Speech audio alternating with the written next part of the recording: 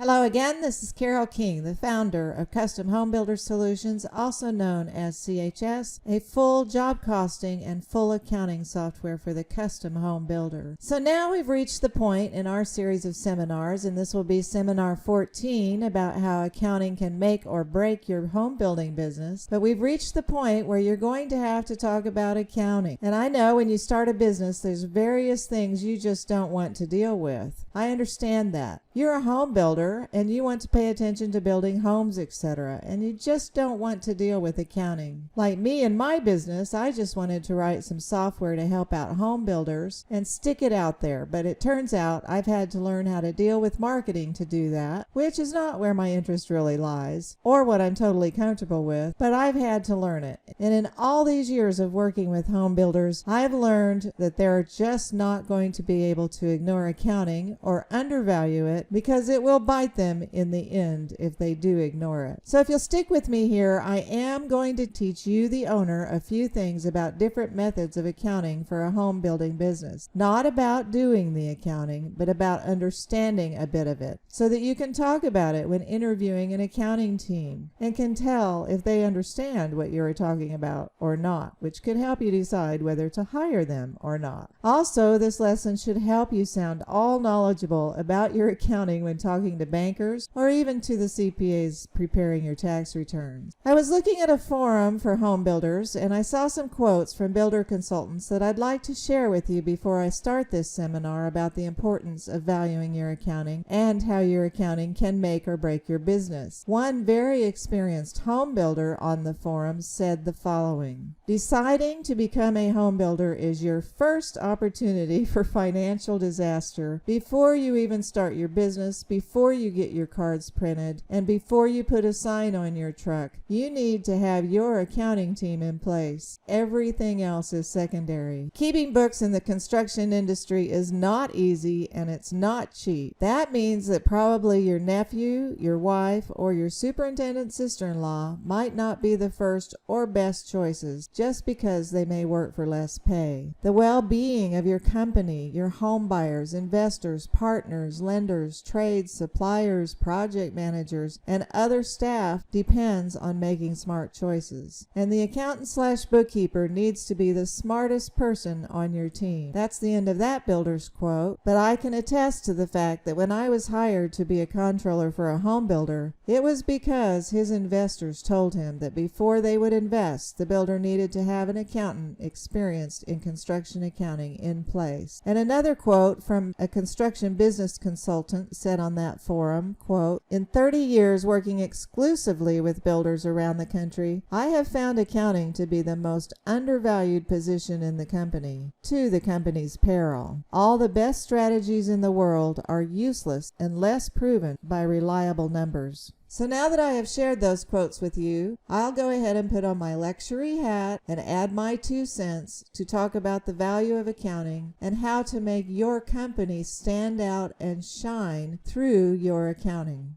So first of all, I'd like to say something about using accounting to make your business stand out.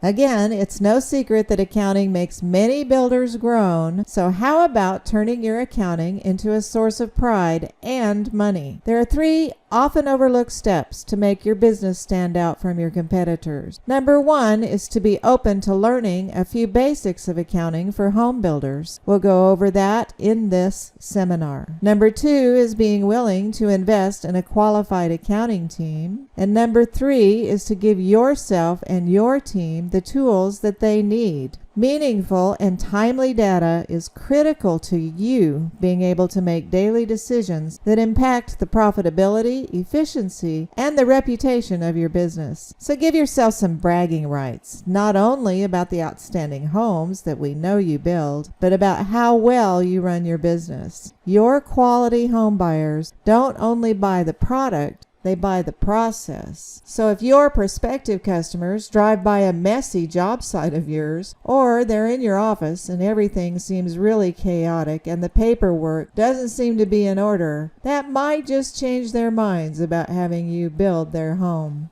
So maybe we could just turn that around by imagining a meeting with a prospective home buyer and handing them some reports and information that you gleaned from your accounting system and used when you built other homes. Just think how impressed you might be able to make them. I really cannot emphasize this enough. You really might dread accounting right now, but I promise that if you ignore its importance, then there will come a day that accounting will become your worst nightmare. It will suddenly cause extreme stress and become a huge cost to get it cleaned up. So if you dread accounting, don't ignore it, control it, and use it to shine. So step 1 that I mentioned a minute ago is to educate yourself and then take control. Educate yourself, the builder/owner, about the difference between accounting methods available to home builders. Decide which method will give you the best information for managing your business and knowing where it stands in real time. Then you will have the knowledge that will help you take control of your business and to inform your team about what you need from them, and it will help you hire the right team. This video will help you conquer this step. So step 2 that I mentioned is that you hire a qualified accounting team. You know, you wouldn't hire a project manager that knows nothing about construction or building a home. So I really ask, why would you hire someone to handle your bookkeeping that knows absolutely nothing about construction accounting? Especially since, like I said, your accounting can make or break your business. And if you don't feel like you can really afford to hire a fully fledged accountant on your staff, then contract at least with a qualified accountant to help oversee your books and help out the bookkeeper that you hire. Be sure that the person you hire or contract with knows what you are talking about when you bring up the various methods of accounting we will introduce in this video. And I'd like to take just a second to prove to you how a qualified accounting team will pay for itself by, number 1, knowing what is owed to you at a job's closing and how much is outstanding to pay. Don't leave money on the table because your numbers are wrong. Number 2, being able to rely on proper accounting data to make daily decisions that will impact your bottom line and your reputation. Number 3, making sure that your lenders, home buyers, insurance auditors, tax accountants, and even possible litigators receive the timely and accurate financial data they require to even continue to work with you. Number 4, by receiving accurate details like how much a home buyer owes you for change orders or allowances that are over or under, or that job costs are headed over budget, or how much credit is left on that large upfront lumber payment that you might have made, etc., etc. These things and many more will cover their salaries or fees and then some. And one more thing that I've learned over these 20 plus years of working with custom home builders very closely is that if you hire someone to handle your books who does not understand anything about accounting and you do not contract with an accountant that can help them out, I can almost guarantee they will end up feeling insecure, frustrated, and perhaps even in tears, and that you will not be getting the timely and accurate data that is so important to your business and to your peace of mind. So my suggestion is that you avoid putting someone into a demanding job with responsibilities that they cannot fulfill. It truly is a recipe for disaster. So step 3 that I mentioned is to give your team the tools that they need to get their jobs done right and efficiently. Once you have educated yourself and you've put the right team into place, then is when you are ready to make a decision about tools both you and the team need to get the job done. One of the most important tools for construction accounting is, of course, software that is not just for keeping track of your checkbook and giving numbers to your tax accountant. If your team is spending hours and hours creating spreadsheets to track job cost variances, change order payments, prepare draw requests, do general liability audits, and so much more, then they don't have the right accounting and job costing software that you need. Take control. Let your accounting team know that they can become heroes to you if they stop clinging to generic software just because it's what they know. Help them understand what you need from the software, and please be involved and review new software possibilities with them. The delays caused by creating all those spreadsheets will cost you, both in huge labor hours and by relying on data that is already dated. Because to get your accounting data out to those spreadsheets, you usually end up needing to enter it twice, which can also cause errors while you're entering that accounting stuff twice. Using the right software for a home building business will pay for itself over and over again. I promise you. So let's get started taking a look inside CHS to help you understand the various different methods of accounting that you can choose from when you are a home builder. So here we are on the main menu of CHS, and some things I've gone over before is that under Setup and Help, there are some CHS setup steps, and I've gone there because what I'd like to do is talk to you about the various methods of accounting that custom home builders can decide to use for recognizing their sales and their cost of sales for custom homes on an income statement and controlling when those are recognized. So let's open the help about that. And right at the top, you're going to see methods of accounting, and I'm going to open a help document to help me explain these methods of accounting to you. So this says recognizing profit on a job, methods of accounting. Decide what you want to know and then discuss this with your accountant advisor. When you talk about recognizing profit, that means profit from a job usually appears on an income or profit and loss statement when revenues received are posted to a sales account and when costs of the job are posted to a cost of sales account. Deciding when those revenues and costs are actually posted to that sales and cost of sales account depends on your method of accounting. I do want to say that CHS does not control when your profit is recognized. Profit recognition depends on the accounting methods you elect to use in your company. There are tools available in CHS to help you recognize profit based on your method of accounting. CHS doesn't control this. It remains very flexible because all sorts of builders use different methods of accounting, so CHS isn't going to lock you in and then all of a sudden make it really hard to edit and delete things, etc. Now I'd like to start going over the various methods available. First of all, there is something called the cash method, and in the construction industry this method is usually the very least favored, and I'll show you why. Using the cash method of profit recognition means that all monies received are posted directly to sales as soon as they are received. So when you get that first down payment of $30,000, you put it right into a sales account. And all costs that are posted to cost of sales are posted as soon as they are paid, so they go straight to cost of sales instead of somewhere else. Most advisors state that this can cause an income statement to be misleading. For example, if you receive $20,000 down payment during a month and no cost for the job have been incurred or posted, your income statement for the month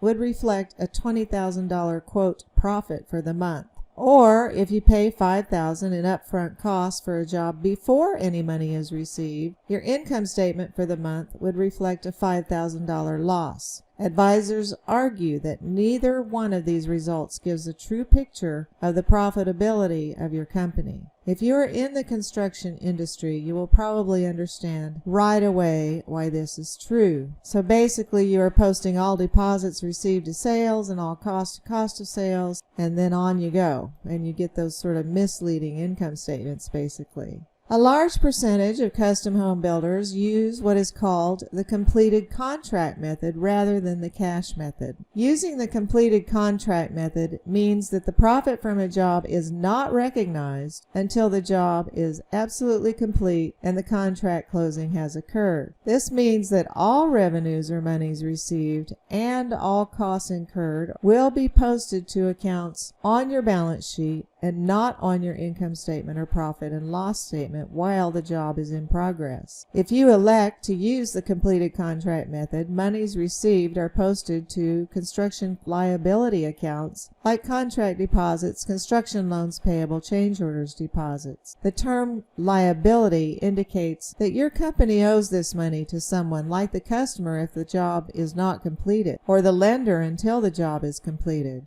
Job costs incurred are posted to a work in progress account, for example, like direct construction costs on the NHB chart of accounts or whatever account you use for your work in progress. Using the completed contract method, when a job closes, the revenue totals will be moved from the construction liability accounts on your balance sheet to the sales account on your income statement. And all of the job cost totals will be moved from the work in progress account on your balance sheet to the cost of sales account on your income statement. Sales less cost of sales equals your gross profit on the job. Gross profit less overhead expenses equals the net income or loss of your company. In this case, the gross profit will not appear on your income statement until you have closed the job. There is a screen available in CHS to help you do the closing job journal entry, which I just wanted to say real quickly. Advisors will argue that the completed contract method of accounting may not give you a true picture of the profitability of your company. When all profit is recognized after a job has closed, there is not profit being recognized as the job is in progress. In the month that the job closes, the entire profit is recognized, and during the preceding months, no profit is recognized from the job. This does not really give you a true picture of profitability because it does not show that you are, quote, earning profit as the job progresses. If you'd like to recognize the profit that your company is earning as you go, see the percentage of completion method described below. So let's go to that method. We've covered two methods, the cash method and the completed contract method. And if you just think about those terms, like completed contract method means nothing's recognized till the contract is complete. So that sort of makes sense. The percentage of completion method means that you are recognizing gross profit, which is revenues less costs, throughout the life of each contract based on a periodic measurement of progress. This method is preferred by many consultants because it accurately matches costs with revenues and therefore profit for a given period. And I would tell you that bankers like for you to be using the percentage of completion method when you give them some income statements and profit and loss. CHS, by the way, even has where you can produce income type of statements that spread across months and show how you're earning over different months, side by side in columns. If you use the percentage of completion method, you will periodically, usually at the end of each month,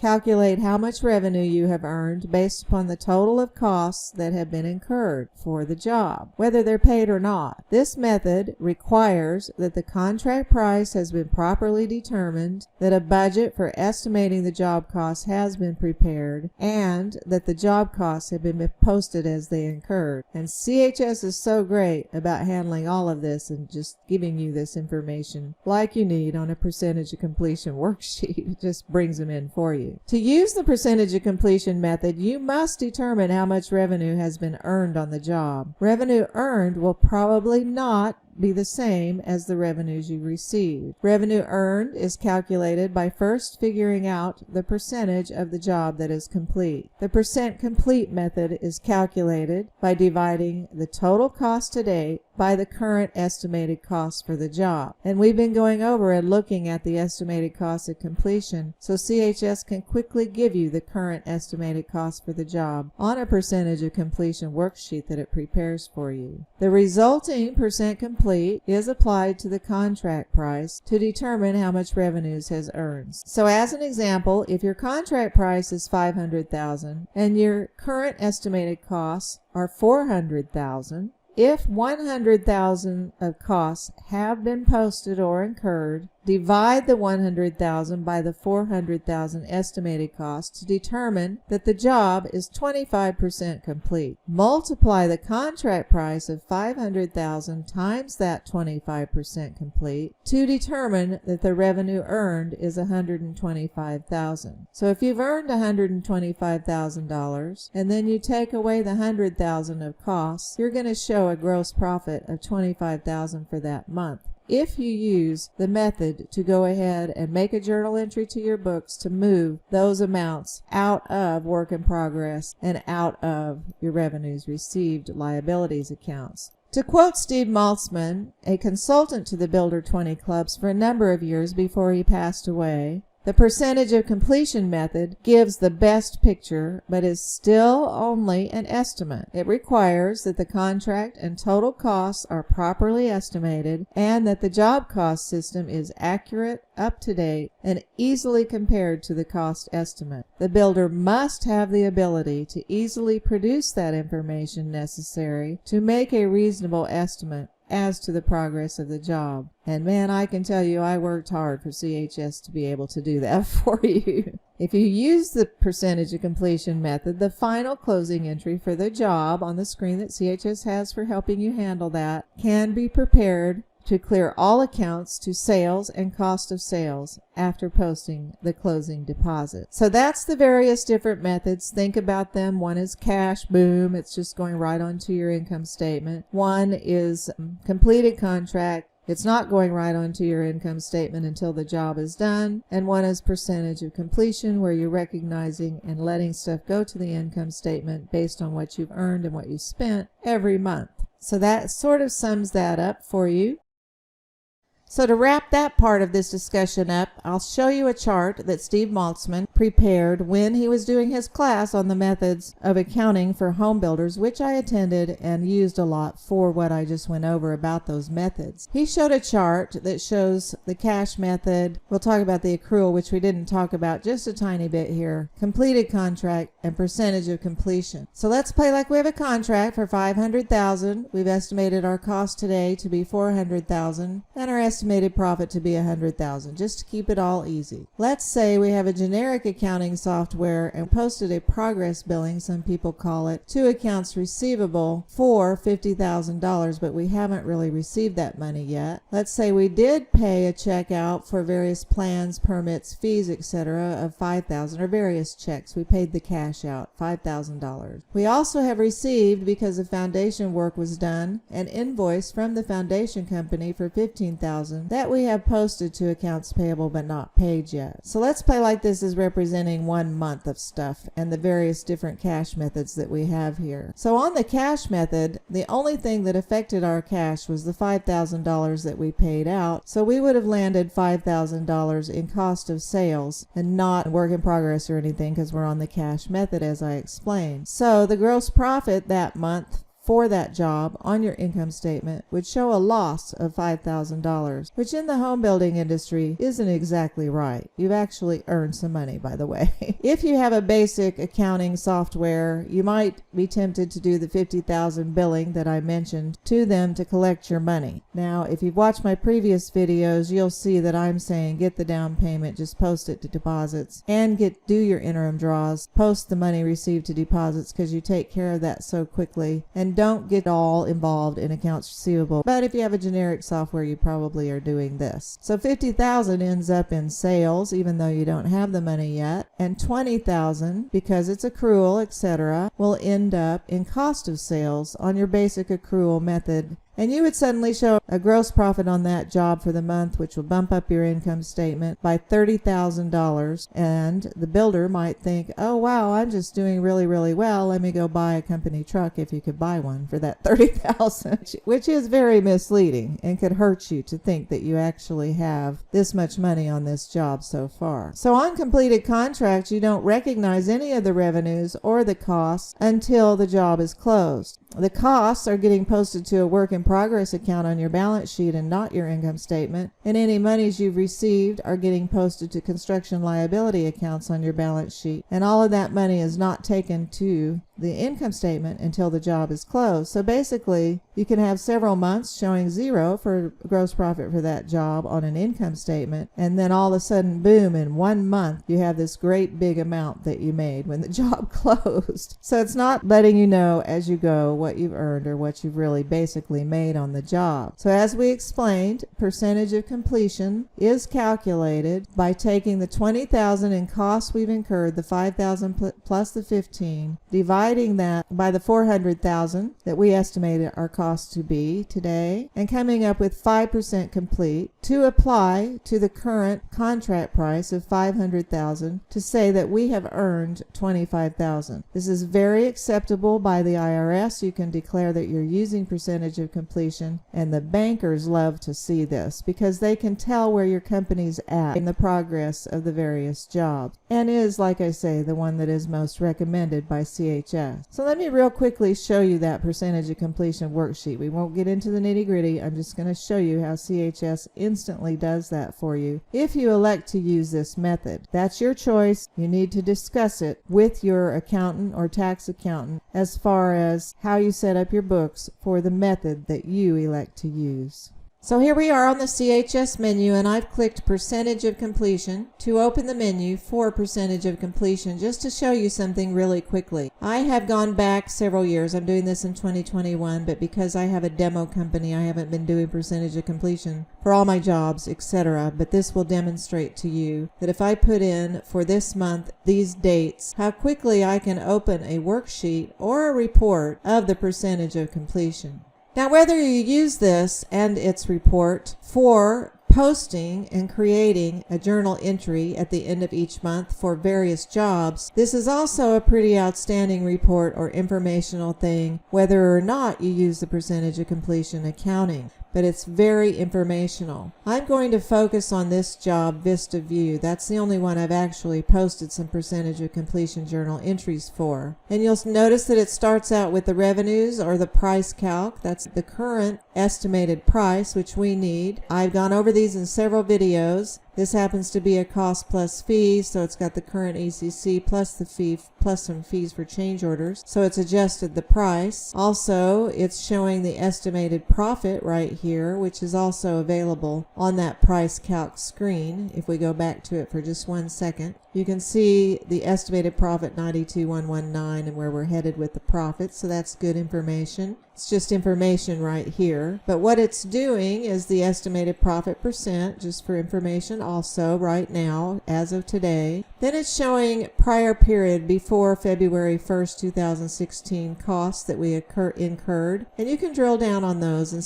just see those costs and see the filters for those costs there if you need to see the detail. Same with the current period costs incurred, and that's our month that we're doing, which it says up here, $32,028.97. And if I drill down on those, you can see the detail for those. And then you can see the detail of all job costs to date as of 2/29/2016. So what we're interested in is the current period costs. But now go over here and see that this total costs divided by our current estimated costs at completion. We've seen this worksheet several times before in various videos, but we can see that's what our current ECC is right now. Jump back to the worksheet. You could drill down on that. But anyway, the total cost to date divided by our expected costs, our estimated cost at completion right now, is a percent of 29.39%. If you take that 29.39% and apply it to this sales price, you're going to come up with the total revenues job to date earned. We have prior period revenue earned up through the day before 2/1. We have current period revenue earned, so that's $40,036, and current period costs. So if we're doing the accounting, we can click a button to create a journal entry, which I've already done for February, to make a journal entry that sends this amount to cost of sales and this amount, current period revenue earned, to sales. To demonstrate that, I'll show you the journal entries that have been made for this job. We did one in December, we can see. These are percentage of completion journal entries. And then we did one in February. Notice that to sales, single family home, we did the credit, which is when you do things to sales, it's a credit. That's increasing sales, by the way. We won't get that deep into things. But we also used a contra account against our liability accounts and did a debit, and I'm going to show you why we do that in a minute. We also sent this amount to cost of sales, and we did a contra account that's on our chart of accounts right underneath our work in progress to hold the credit that goes against the debit that goes to cost of sales. If you're an accountant, you'd probably follow that. Let me jump to the chart of accounts that shows all of our current balances. That's balances as of today. And I've done a lot of entries since 2016, so we won't pay attention to a whole lot here. Let's go up here to our work in progress account, direct construction costs, and right now it has this large amount. But I can see that cost of sales recognized so far, which, like I said, I've only done for the one job,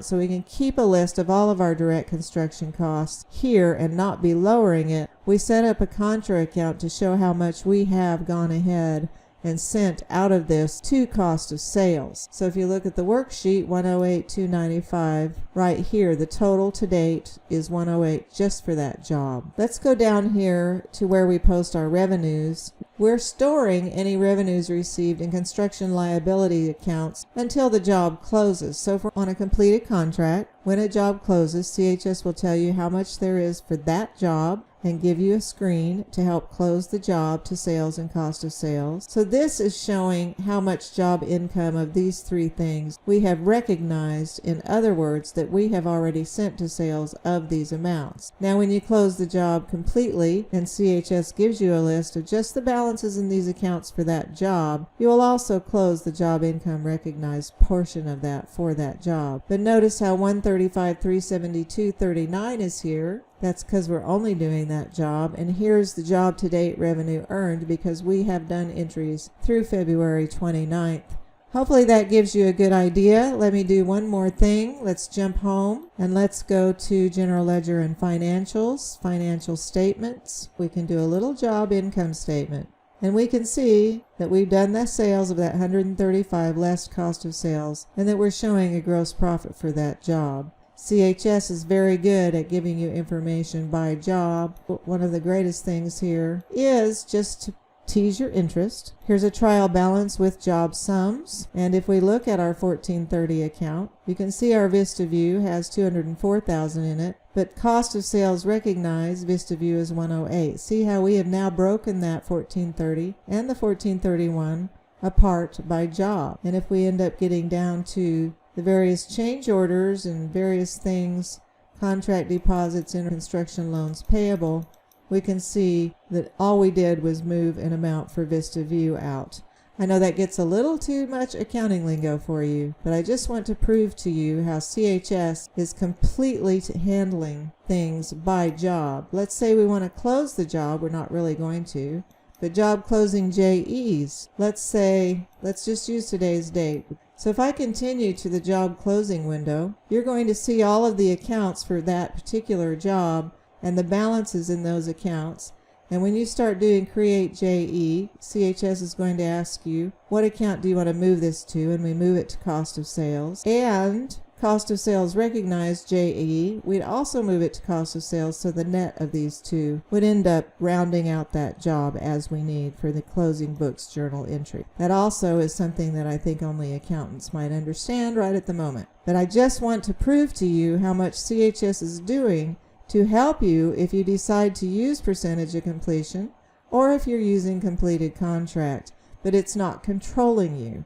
So the great value in having an accountant that's working for you that understands that after, a few days after the end of a month, they need to go take care of the percentage of completion. And I will tell you, where I worked as a controller for the big custom home builder, we did do percentage of completion, but I did not have a software that would calculate that for me. And I mean it, I was probably spending a week or so because we had, 30, 40 jobs and stuff going on. And I was calculating by hand, by dragging everything out to an Excel spreadsheet, how much our costs were and for the current period and year to date, what our current contract price is, coming up with the percents, then going and posting a journal entry myself, for all of that stuff. So it was a lot of work. So I just wanted to show you how CHS is handling that for you by job. In CHS, you don't have to comb through everything trying to figure out how much is in each account for each job, because it is handling it for you. And as the builder that I'm talking to, I just want you to know that these tools are here for your accountant so that you can be saying, use the tools in CHS,